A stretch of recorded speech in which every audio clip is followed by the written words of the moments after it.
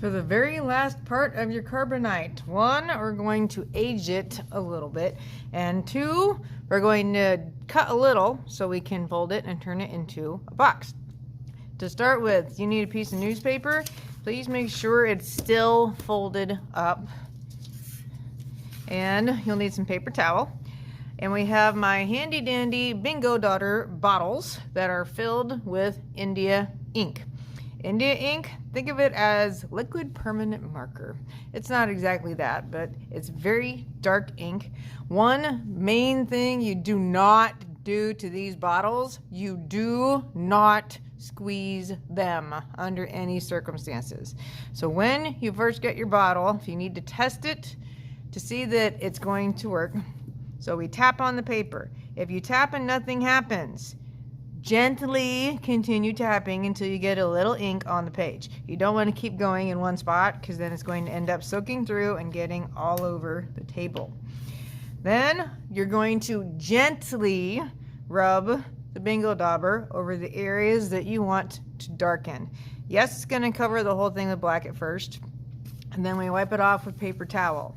And if you're using the gold side of this metal, you want to do that immediately. And some of the gold may come off and leave some silver behind. That's okay.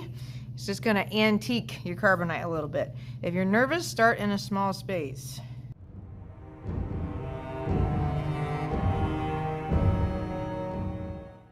So you can see the black is now settled in my lines and it's easier to see my lines.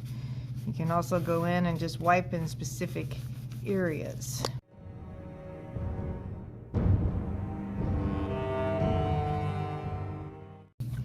If you add any of this to your character, be very, very gentle when you're rubbing with the ink.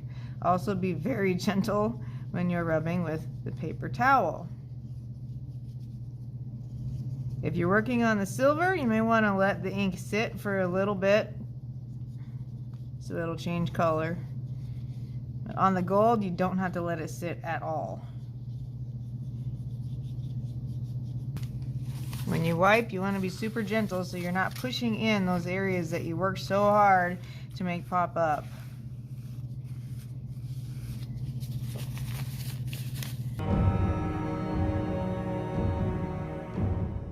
So now the features on my monster stand out a little bit better. Last but not least, we're cutting a little bit. We're just cutting some slots on your box so we can fold it. And now I'm going to cut just a little 1/2-inch section on each side. You don't want to cut too much. If you do, we cannot go back and repair it.